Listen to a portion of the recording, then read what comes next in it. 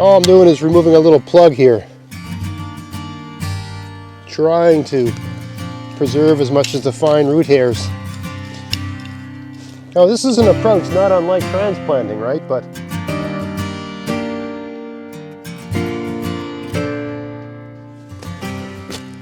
hey, it's Greg here with MaritimeGardening.com, and it's raining outside right now, so I'm trying to shoot this film quickly. When it's raining, it's going to rain today, it's going to rain tomorrow, I think the next day as well. It's a bit cold outside. You can see I got my toque on. It's about 7 degrees Celsius, a bit nippy. But these are the ideal conditions to either put your transplants in, assuming it doesn't get too cold at night for certain transplants, but also to move things. So this is cabbage, and I had it growing underneath, I had like a box over this with plastic on it. So it was like a little tiny greenhouse, right? Temporary greenhouse. You know, about 3 feet by 3 feet with a little dome. And so there's more than enough cabbage to fill this, 4 by 8 garden here. But they all shouldn't be here. They need to be spaced out, right? So that's what I'm going to do today, because they're not going to be stressed by the move, right? When you move a plant, it's stressed. It doesn't like it. So it's good to do it, ideally, before the evening, but also overcast, a bit of rain, that sort of thing. And if you're going to have a few days like that, otherwise you have to, cover the plants. Here, I'll show you right over here. If you look over here, you can see all these spruce boughs, and they're there because I moved some kale into this garden from another part of the garden. So I moved some of this away, and it makes sense to move. So when I moved the kale, it was still sunny, so I needed to protect it from the sun. But now I don't need these anymore.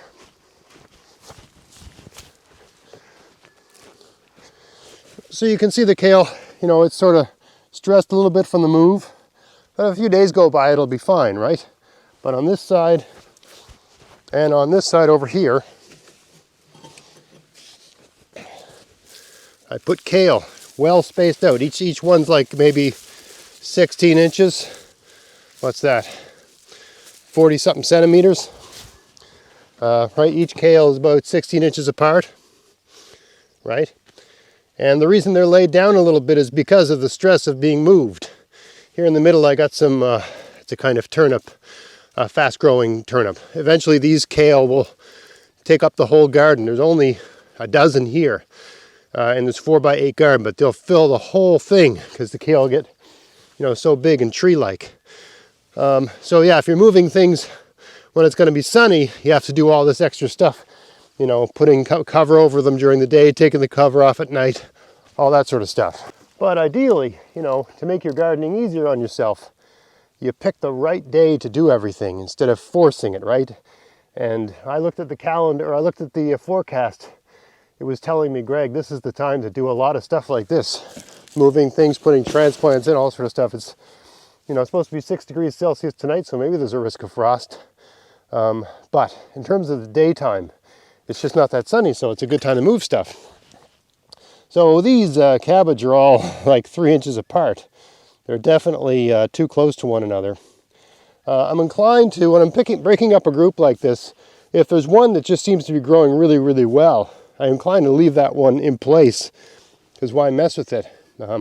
So this one seems to be one of the bigger. There's like 3 big, strong ones close to one another here. That's unfortunate. So I'll just take a look at the root here. Maybe I'll get a knife just to be safe. Yeah, so I got these 3 here. I mean, these all have to be moved, but one of them can stay. I'm going to let this guy stay, so I got to move the other ones. So I'm going to gamble that cut there is going to... All I'm doing is removing a little plug here, trying to preserve as much as the fine root hairs. Now this is an approach not unlike transplanting, right? But instead of where the transplant's indoors under artificial lights or in a window, these have been getting full light since day one. So I find they make just healthier, happier plants when you use this technique. All right, I think this is an okay spot. And this one's going to be here. They're about, this far apart. So I'm going to stick them right here, right next to this rock. You can see my soil's got a lot of clay in it, but generally speaking, it's It's good soil. This is a potato garden last year, and the potatoes grew well. Boy, I had a lot of volunteers. Just before I turned the camera on today, I pulled about over a dozen potatoes out of here that were growing. Ones that I didn't pick last year. I don't know how I missed that many. Some of them were nice big ones too. I don't know how I missed those. Russet Burbanks. Anyway, okay, that guy's moved. All right, so now you get the general idea. I'll do the whole garden, so cue the music.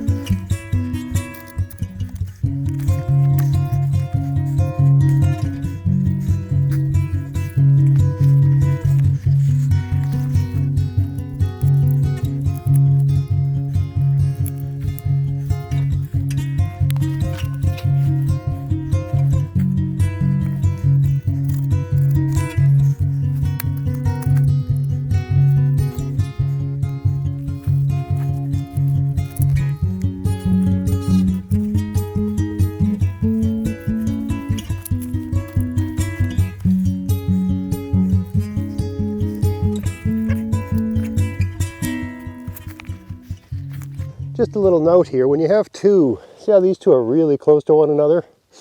There's no point in trying to separate them.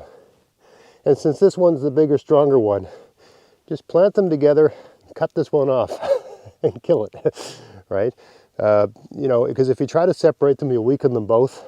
So if you can leave the roots intact, right? Just plant the thing and cut it off there. Yeah, don't try to save every plant. I mean, this process too, I'm throwing away probably a third of the plants because I'm just picking the best ones. And I'll leave, you'll see at the end, but I'll leave a few there just in case some of the ones I've moved don't make it. Right, so I'm not going to move all of them today. I'll leave a few in reserve just in case I screw up and something goes wrong. Right, because these have been growing for, 2 months. That's right, this 2 months worth of work. I don't want to have to restart all that. Right, these are well ahead. They're going to be probably some really nice cabbage.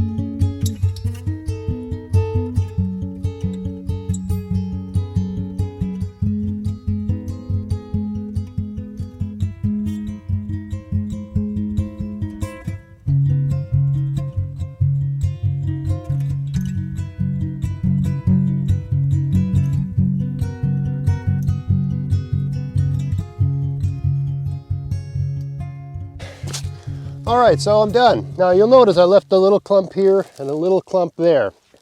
All right, those are just reserve cabbage in case any of these moves go wrong. Right, any one of these plants could be, you know, destroyed by a slug. When they're moved, they're kind of vulnerable for a few days.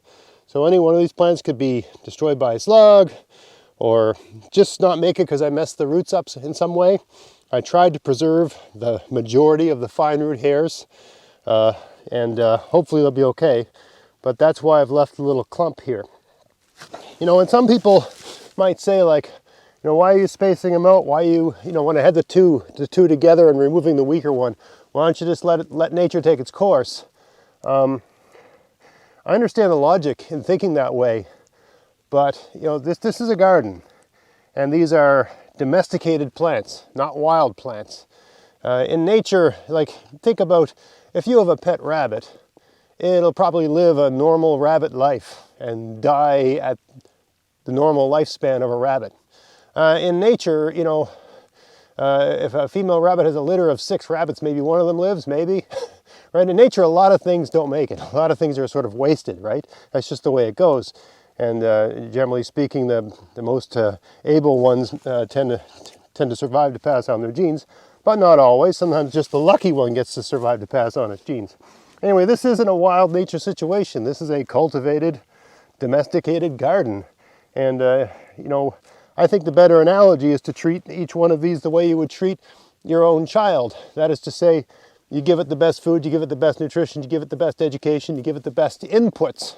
You know, it takes a few minutes to, basically what I've done here is I've given every plant the space, and geez, look at the size of that worm. Whoa! I've given every plant here the space it needs to get full sun, to get the, you know, for its roots to spread out and soak up as much nutrients and water. Right? I'm giving everything the best I can give it so that it can achieve the best potential it has, right? So yeah, it's you know, this, you know, when we do a permaculture garden, we copy nature in many ways, but we're not reproducing nature. This isn't nature, right? We're taking the parts of nature that we like and using them to our advantage, right? The parts of nature we don't like 9 out of every 10 don't make it. We're not copying that sort of thing, right? So yeah, I thought I'd just speak to that logic, because some people are always sort of thrown when you separate plants and you decide this one gets to live, this one gets to die. You know, it's, you know, with a domesticated garden, you can short circuit a lot of that process. Just like you may have noticed, even while I was shooting this video, I took a couple of volunteer potatoes out. And some people might say, why didn't you leave those volunteers in there? Those will be potatoes. Because that'll make a huge plant. It'll outgrow the cabbage and it'll cause shade. And every cabbage that's near that potato will not become a cabbage. It'll become a pathetic little cabbage that's too small. Let me get that worm underground. Buddy, you're going to get killed by it. There's birds everywhere today. It's a rough neighborhood. It just doesn't make sense to, I mean, sure, the volunteer potatoes are growing and it's an easy way to get potatoes, but I'm going to plant like 6 beds of potatoes this year, maybe 7, maybe, I don't know, 8. I plant a lot of potatoes, right? I don't need 5 more potatoes, right? And the purpose of this garden is a nice, big, healthy cabbage. So you can see the soil's all bare right here. I will mulch this, but not right away. I'm going to wait maybe a week before I mulch it, just so these can recover, grow a little bit. When you mulch the plants, there's a certain size every single plant needs to be mulched. Let's put it that way. When you cover the whole ground with mulch, there is risks of slugs. Things that slugs like to eat become that much more vulnerable to them. Slugs and snails like cabbage. So it just makes sense. Once these get a little bit higher, the stem will be woody, and the slugs and snails just basically will leave them alone for the most part, especially given they've been spaced out nicely like this. So I'm inclined to wait about 1 more week before I put a nice mulch over this. Now I pulled the mulch off of this bed to do all this planting. I've got it in a bucket over there. So in about a week, it'll be time to mow my lawn. I'll take that bucket of mostly brown mulch. It's mostly dead leaves. There's some pine needles, there's some other things, there's some weeds in it. But I'm going to take that brown mulch, I'll throw it out over my lawn and mow it up with some grass. So I'm sort of nitrogen charging it a little bit, and it'll be nice and fine. And I'll just put like 2 inches of mulch over this whole bed, and it'll slowly break down. And every time there's a really good rain, the nitrogen that's available in that breaking down, basically it's a mulch, but it's also composting, right? Every time it rains, that nitrogen will be flushed down into the soil, taken up by the plants, right? So every time it rains, my plants will get fertilized, right? That's the system you want. And every time it rains, the rain will go through the mulch, but it won't evaporate out anywhere near as quickly as it would with bare soil. So that's what you want. So you do want everything mulched, but I'm going to wait a week just because from experience I've found really small, you know, like they're getting to the size where you can mulch them, but just because I moved them, they're a little bit vulnerable. I'm going to wait. It's raining today, but I don't know how much rain we're going to get. So I'm actually going to water this. It sounds ridiculous that I'm watering it, but just because I moved them and I've stressed them and they need water, and there is sun, even though it's completely overcast today, there's still photosynthesis happening here, so the plants need water, and I've messed up their roots. So I'm going to water this anyway, just because I don't know when this rain is going to turn into a heavy rain, or if it is at all. So I'll just have to see. All right, so anyway, hopefully I covered every possible question people could ask of this garden. Spacing out, leaving some in reserve, going to water it even though it's raining. I'm going to mulch it in about a week, just give everything a chance to get settled in here. And one more little tip. When you're moving them, I tend to nip off. Usually these lower leaves are kind of pathetic looking. They're just begging to be eaten by slugs. So those really tiny lower leaves like that, really teeny tiny things. They're not really doing anything. They're not providing any energy to the plant. They're not really gathering any sun. So I tend to prune them off. So that the plant can just sort of get on with its life. Here's a little baby one. So yeah, just one more tip like that. So anyway, I hope you found that interesting. If you did, please like, share, subscribe. Check out my podcast, maritimegardening.com. And until next time, get out there, get at it, have fun in your garden. Thanks for watching.